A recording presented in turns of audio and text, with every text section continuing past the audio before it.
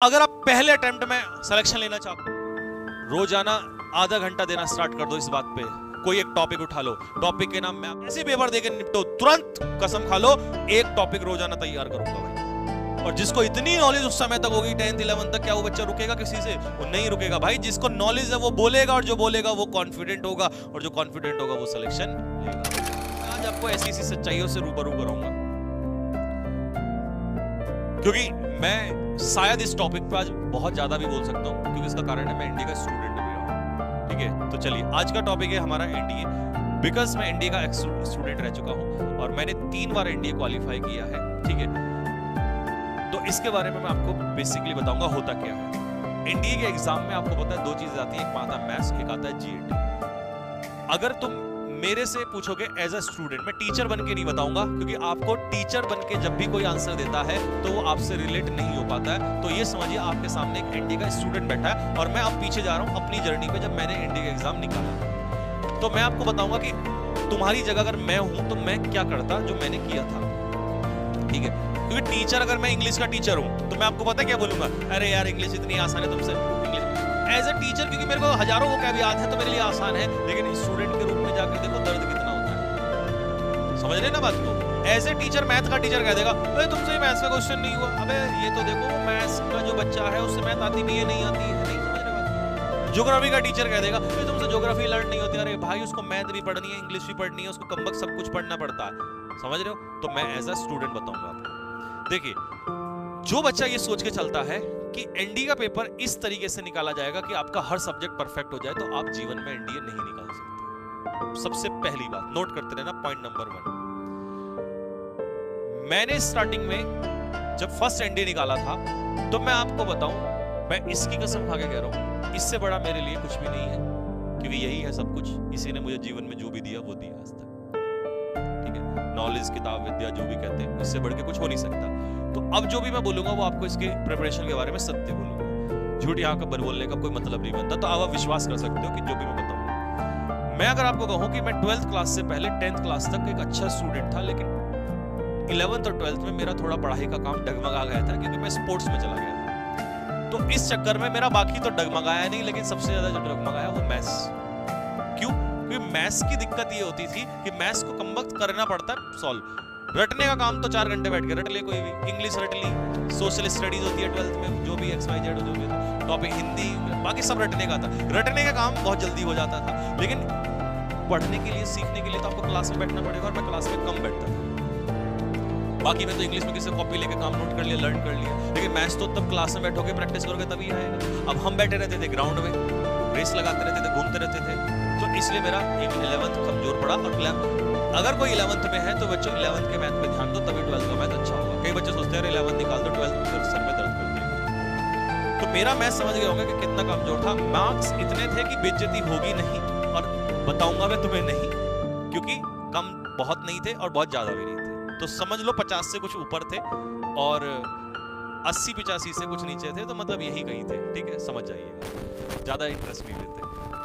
अब जिस बच्चे का मैथ्स बहुत स्ट्रांग ना हो, और मेरे को मैथ्स से डर भी लगता था, और देखिए बोर्ड में तो टीचर ना टिक मार्क लगा देते हैं, तो वहां से भी पेपर में आ जाता है, लेकिन कंपटीशन अलग है। जब मैंने एनडीए का एग्जाम की तैयारी की तो मैं आपको सच बताऊं, मेरे को सबसे ज्यादा डर जो लगा मैथ्स से लगा। मेरा मैथ्स इतना कमजोर था कि RS अग्रवाल की जो बुक आती है, उस समय RS अग्रवाल की बुक से पेपर निकलता था। आज RS अग्रवाल की बुक से पेपर नहीं निकल सकते, सिर्फ RS अग्रवाल से। उससे बेस मजबूत होता है, हमारे टाइम पे निकलता था, क्योंकि वहां क्वेश्चन सीधे सीधे उड़ते थे। तो मेरा मैथ्स इतना कमजोर था, मैं आपको बताऊं कि मैंने इतनी पढ़ने की कोशिश की, लेकिन मेरे को समझ नहीं आता था। जब मेरे को समझ नहीं आया तो मैंने उसको रटना भी स्टार्ट कर दिया। मैंने वैल्यू पुटिंग, ट्रिग्नोमेट्री के क्वेश्चंस भी लगाए, आपको बताऊं। तो मैं क्या करता था, वैल्यू पुटिंग वाले सबसे क्यों रटने, जो चैप्टर रटने के थे मैंने मैथ्स के चैप्टर रट लिए, अब मुझसे सॉल्व नहीं होते थे। समस्या इतनी आ गई कि मेरे को टेंशन होने लगी कि मेरा मैथ्स नहीं होगा सॉल्व। अब जब मैथ्स नहीं होगा तो सेकंड पेपर कभी चेक ही नहीं होगा। सेकंड पेपर में मुझे एडवांटेज थी कि मेरा इंग्लिश स्ट्रांग था, तो मैं इंग्लिश के क्वेश्चंस कर लेता था, और साइंस भी थोड़ा ठीक ठाक था, इसीलिए मुझे जीएस ज्यादा पढ़ने की जरूरत नहीं थी। लेकिन मैं फिर भी जीएस में इंटरेस्ट लेता था, वो भी सिर्फ ज्योग्राफी में। हिस्ट्री का मुझे कुछ नहीं आता, लेकिन ज्योग्राफी में इंटरेस्ट था, और ज्योग्राफी के क्वेश्चन आपको पता है काफी आते हैं। लेकिन आजकल पॉलिटी कम आती है, पहले पॉलिटी में ठीक ठाक आते थे, तो मुझे पॉलिटी में, कॉन्स्टिट्यूशन पढ़ने में इंटरेस्ट था। इंग्लिश में पढ़ता नहीं था, क्योंकि इंग्लिश अपना भी ऑलरेडी ज्यादा पढ़ने की भी जरूरत पड़ी, तो इसलिए ये थोड़ा सा बर्डन कम था। लेकिन सारा दर्द तो कमबख्त मैथ्स का था, और मैथ्स का दर्द इतना ज्यादा था, मैं आपको बताऊं कि मेरे कुछ ही चैप्टर हो पाए थे। जैसे कि ट्रिग्नोमेट्री हो पाया था, हाइट एंड डिस्टेंस इसमें आता है, वो हो गया था मेरा। और जैसे जो छोटे छोटे चिंटू मिंटू चैप्टर होते हैं वो मैंने कर लिए थे, ठीक है जी। हाँ, जैसे कोई भयानक सा चैप्टर है वो मैंने लगभग छोड़ दिए थे, किए मैंने कोशिश, लेकिन नहीं हुआ मुझसे, ठीक है। तो हालत ये थी कि भाई लास्ट तक पेपर में जाते जाते, बट मैंने एक काम जरूर किया था, मैंने गिव अप नहीं किया। मैं ये था कि करूंगा, कुछ ना कुछ तो करूंगा। ऐसा नहीं मैंने पढ़ा नहीं, रटने के साथ साथ मैंने सॉल्व भी किया, मैंने मेहनत भी की। जो चैप्टर मुझसे हुए मैंने एक्सप्लेनेशन के साथ किए। लेकिन जब मैं पेपर में गया तो मुझसे लगभग 35 समथिंग क्वेश्चन हो पाए वहां, और मेरा टाइम जो है वो सारा चला। उसके अलावा मुझसे क्वेश्चन हुए ही नहीं, मुझसे पूरा पेपर ही नहीं पढ़ा गया भाई, पूरा पेपर ही नहीं चेक हुआ। और जब लास्ट में कमबख्त मैंने देखा कि सारे क्वेश्चन तो पीछे इजी इजी दे रखे थे 90 के बाद से, ये टिक टिक टिक टिक, लेकिन तब तक तो बेल टन टन टन टन टन टन, और फिर मेरे तो दिल पे जैसे सांप जो है से लहरा रहा था। तो मैं डिमोटिवेट हो गया, आंखों से आंसू जो है हल्के हल्के बाहर आ गए, क्योंकि मुझे लग रहा था कि यार अब मैथ्स खराब हो गया तो अब तो क्या ही करना, तुम जीएस में कितने भी धुरंधर। बट मैंने जीएस की तैयारी लिटरली बहुत खतरनाक की हुई थी। मैंने ज्योग्राफी की चीजें सारे जितने भी हैंडराइटिंग हुई थी बढ़िया तरीके से रगड़ा लगाया हुआ था, और साइंस में भरोसा था, और इंग्लिश अपनी फेवरेट थी। तो मैं गया बाहर, पेपर के बाहर आया, और भैया वहां हमारा दोस्त मिला जो इस समय इंडियन आर्मी मेजर है, मैंने पहले भी बताया आपको, मेजर विश्वेंद्र बटालियन। वो बंदा जो था वो ठीक ठाक था, उसके जीएस वगैरह भी ठीक ठाक थी, और मैथ्स में भी बहुत अच्छा था। मैथ्स में ज्यादा बच्चे होते नहीं थे यार इतने स्ट्रॉन्ग, एवरेज ही थे। एक दो लड़का था, उसमें एक बंदा था वो अभी मेरठ में इस समय पर है, वो भी मेजर है, और वो मैथ्स में धुरंधर था। अब क्वेश्चन 80-86 मारता था दबा के, आईआईटीएन था ना वो तो खतरनाक था आदमी। तो बहुत रेयर बच्चों का मैथ्स अच्छा होता है। तो उसने मेजर विश्वेंद्र कटारिया जो है इस समय पर, उस लड़के ने मुझे बताया कि भाई संजीव टेंशन मत ले, जो हो गया वो तो हो गया, परेशान मत हो। मेरा मन में था मैं दूसरा पेपर देता ही नहीं, अगली बार तैयारी करूंगा। जब पेपर खराब होता है ना, सबसे पहले मन में आता है चलो छोड़ो अगली तैयारी, अगला अटेम्प्ट। उस बंदे ने मुझे और वो इसका मतलब ऑफिसर बनने के लायक था, वो डिजर्व करता था। देखिए कितनी बढ़िया बात बोली उसने कहा कोई बात नहीं, तू सेकंड पेपर दे, जो होगा देखा जाएगा।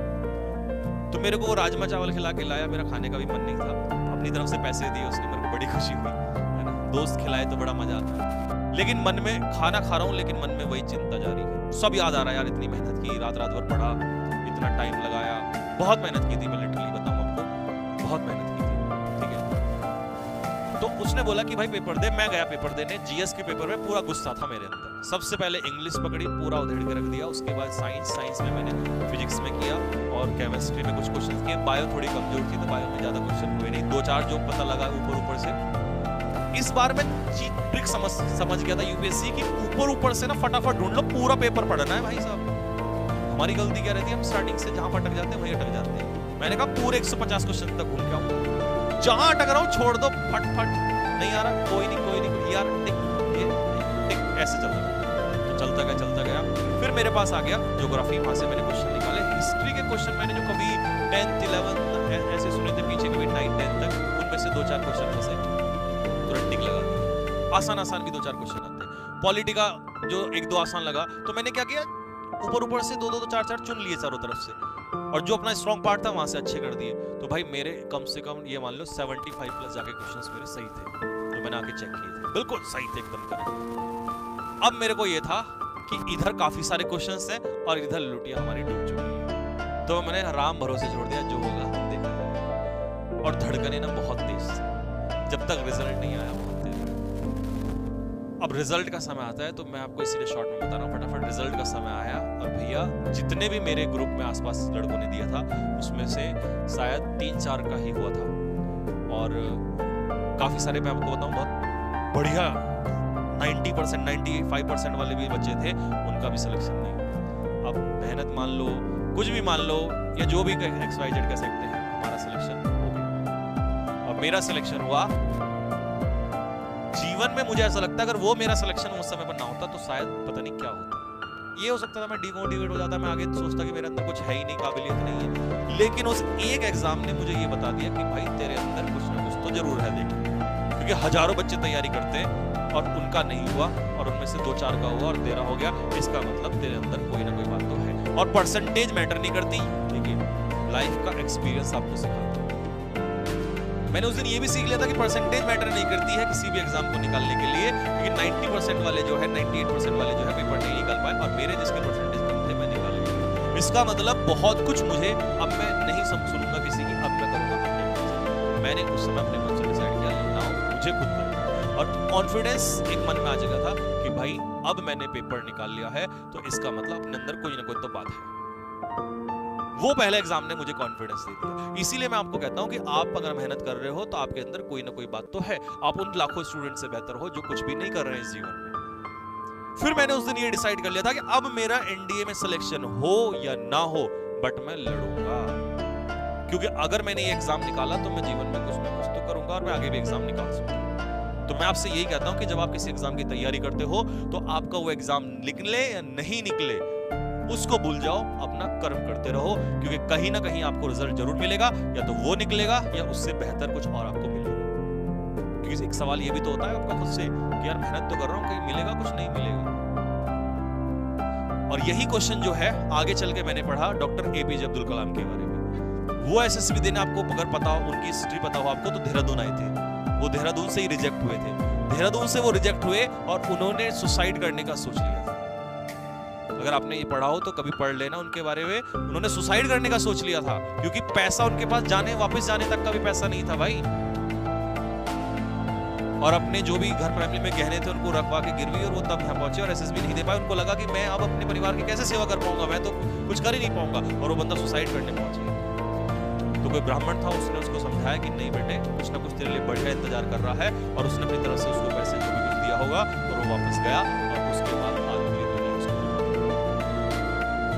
तो आप ये कैसे कह सकते हो कि सर ये सेलेक्ट नहीं हुआ तो मैं भी सेलेक्ट नहीं हो सकता। अगर अब्दुल कलाम सेलेक्ट नहीं हुए तो क्या आप सेलेक्ट नहीं हो सकते? क्या उसके बाद बच्चे सेलेक्ट नहीं हुए? ऐसा कुछ नहीं होता। बस ये होता है कि क्या पता अब्दुल कलाम के अंदर उस समय वो बात ना रही हो, बट समय आते आते वो इतना महान हो गया कि उसने सीखा जीवन में। तो अगर आप आज एसएसबी आउट होते हैं या रिटर्न नहीं निकाल पाते तो क्या पता आपके अंदर अभी वो बात ना हो, जिस दिन वो आपके अंदर आ गया उस दिन आपका सिलेक्शन हो जाएगा। इसीलिए मैं हमेशा आपको समझाता हूं कि आपको कभी भी डरना नहीं है। ये एनडीए के बारे में है, और एसएसबी के बारे में भी मैं आपको यही समझाना चाहता हूं कि एसएसबी बहुत आसान सा प्रोसीजर है। 3 बार एसएसबी देने के बाद मुझे ये बात समझ में आई कि आपको अगर आप प्रेशर लेके जाओगे एसएसबी में तो आप आउट हो जाओगे, झूठ लेकर जाओगे तो आउट हो जाओगे, और जो ये टेंशन लेके जाते हो ना कि नहीं बस सिलेक्शन हो जाए किसी तरीके से, बेटे एज अ जॉब उसको अपॉर्चुनिटी मत लेके जाओ। ये सोचो कि ये मेरे कैरेक्टर का जजमेंट है वहां पर, और मैं क्या हूं मुझे वो एक्सप्रेस करना है, बाकी जो होगा वो देखा जाएगा। क्योंकि लाखों बच्चे आते हैं, उनको फर्क नहीं पड़ता तुम्हें बाहर निकालना। तो बी कूल, बी काम, बी कॉन्फिडेंट, बी ऑनेस्ट, और जो तुम करते हो वही वहां बोलना है जाके, और रटने का कोई प्रोसीजर नहीं। ठीक है, इंग्लिश मैं मानता हूं कि जरूरत है। अगर मैं ये कहूं कि इंग्लिश की जरूरत नहीं होती एनडीए सीडीएस के एसएसबी में तो ये झूठ है। क्यों? क्योंकि जब इंग्लिश तुम्हारी अच्छी नहीं होती तो तुम टॉपिक पे बोल नहीं पाते, और बोल नहीं पाते तो तुम हेजिटेट होते हो, हेजिटेट होता है तो कॉन्फिडेंस डाउन होता है, कॉन्फिडेंस डाउन होता है तो तुम बाहर हो जाते हो। तो इसीलिए हमें बोलने के लिए थोड़ा सा अच्छा बेहतर करने के लिए हमें थोड़ी सी इंग्लिश अच्छी करनी पड़ती है, लेकिन इतनी अच्छी नहीं करनी पड़ती, इतने अच्छी नहीं करनी कि हम अंग्रेज बन जाएं। अगर इंग्लिश के दम पे सिलेक्शन होता तो हर सीबीएसई आईसीएसई का स्टूडेंट सेलेक्ट होता, लेकिन ऐसा नहीं होता। ठीक है,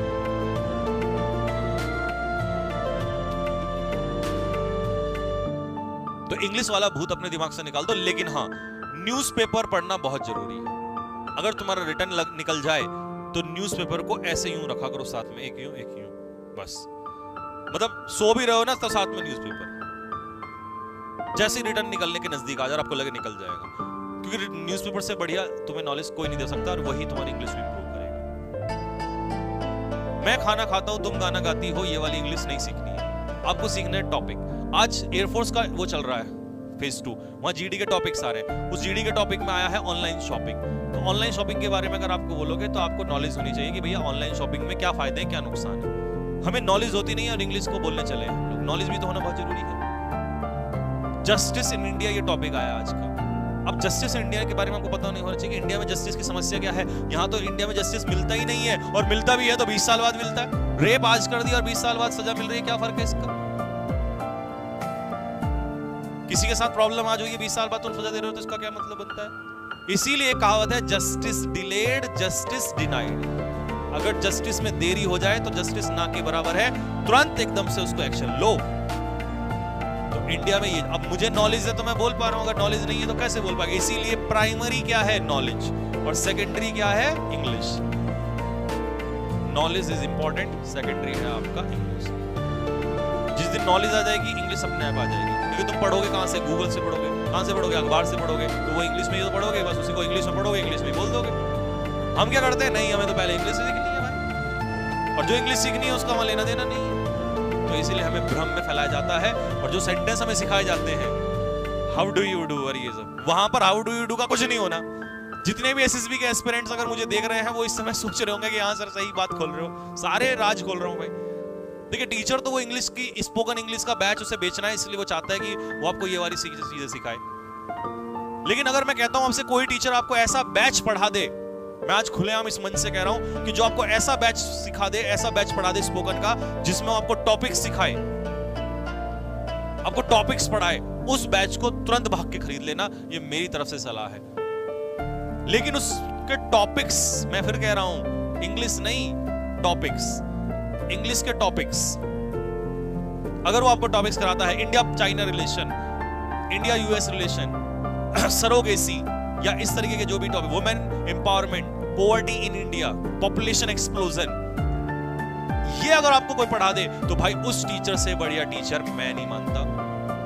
क्योंकि इस समय पर कोई भी उन पर काम नहीं कर रहा है। एसएसबी के जितने भी, आपको एक और सही सच बताता हूं आज, भले ही चाहे आप बहुत सारे लोग मुझे क्रिटिसाइज करें, लेकिन मैं सच भी खोलना चाहता हूं। एसएसबी, जितने भी आप एसएसबी में जाते हो ना, कहीं भी एसएसबी की कोचिंग करने, जितने भी हमारे ये ऑफिसर्स लोग हैं, वो आपको एसएसबी में हाउ टू स्पीक बताते हैं, कैसे बोलना है।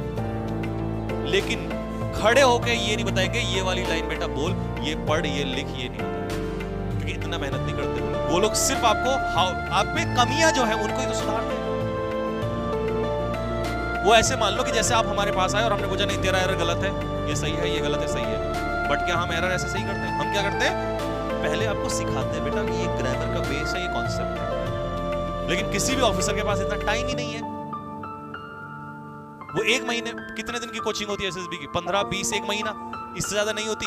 एक महीने में वो आपको टॉपिक सिखा देगा क्या? नहीं। वो कहता है तुम्हारी तो इंग्लिश ठीक नहीं है, तुम्हारी तो टॉपिक की नॉलेज नहीं है, वो तो आपको क्या दे देगा? बुक पकड़ा देगा, और आपको वो 10-15 दिन में बुक पढ़ी नहीं जाएगी। तो फिर आप एसएसबी से बाहर हो जाते हो, फिर आप दोबारा तैयारी करते हो। तो अगर आप पहले अटेम्प्ट में सिलेक्शन लेना चाहते हो, तो आप 10th क्लास में हो, जो बच्चे मुझे देख रहे हैं 8, 9, 10th वाले, सब सुन लो, रोजाना आधा घंटा देना स्टार्ट कर दो इस बात पे।